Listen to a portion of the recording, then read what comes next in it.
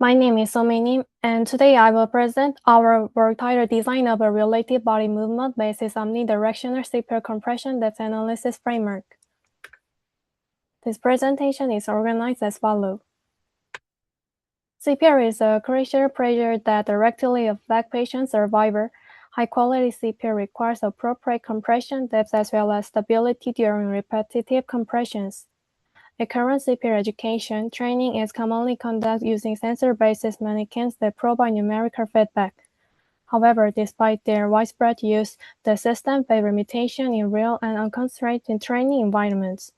To address this issue, the study proposed an omnidirectional CPR compression depth analysis framework based on relative body movement. The framework models CPR compression using relative movement relationship among the rescuer's body segments, enabling robust analysis under varying camera viewpoint and rescuer positions. One major category are exercising CPR analysis approaches, sensor-based training and assessment systems. The systems have been long regarded as the standard method for evaluating CPR compression depth, rate, and recoil. Commercial CPR mannequins equipped with pressure sensor or accessibility provide accurate numerical measurement and real-time feedback.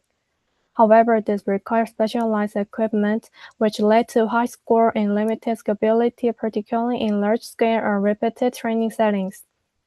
To address this pressure constraints, recent studies have increasingly explored non-contact CPR motion analysis method. By using camera and post-estimation technique, the approach analyzes upper body motion without relying on wearable sensors. Despite this advantage, both sensor-based and vision-based CPR analysis approach share a common limitation. They rely have an absolute coordinate measurement. Such absolute coordinate-based analysis is sensitive to camera orientation, but environment setup, the secure position. Moreover, absolute measurements do not sufficiently account for individual difference in body size, posture, and movement characteristics. For this reason, prior studies have pointed out the need for CPR motion representation that emphasize relative structural characteristics rather than absolute positions. In line with the perspective, the study focused on modeling CPR compression using relative body movement relationship, with the emphasis on direction independence and education integrity. Now I move on to the purpose framework. Figure 1 provides an overview of the relative body movement-based CPR compression depth analysis framework, which consists of 5 sequential stages. First, the framework acquires non-contact body movement data, focusing the major upper body joints such as the shoulder, elbow, and wrist, since CPR compression are primarily driven by upper body axonal motion. By representation, CPR motion using relative relationship rather than absolute coordination, the framework reduces dependency on camera placement and rescue orientation. Based on the relative vector, the framework model repeated CPR motion over time. Compression depth is an estimate from the temporal displacement of the relative vector is normalized for a reduced individual differences. Finally, the framework generates interpretable education feedback, translating analysis result in indicators such as whether compression are too shallow or too deep. Figure 2 illustration how CPR compression operates as a time series pattern in the relative vector representation. As is a plot, the horizontal axis represents the compression occur over time, and the vertical axis shows the relative compression depth. The black waveform level relative compression depth show a repeatability periodic pattern, which corresponds to repeated CPR compressions.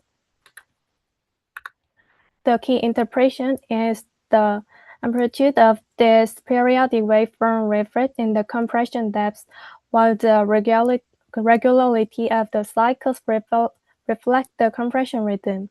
In addition, the red line indicates that mean relative compression level, which provide the reference level to understanding the other tendencies of compression depths across cycles.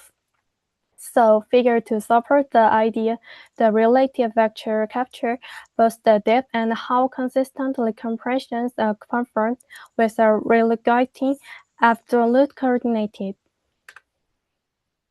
Next, figure 3 illustrating the concept of directional stability in the purpose framework. This figure shows the distribution of relative CPR compression vector in the body-centered reference coordinate system. The horizontal axis represents the relative placement, and the vertical axis represents the relative compression depth. Each black allows concept to the individual compression vector, indicating that small directional variance can occur in the compressions. However, the red allow representation the mean relative compression vector.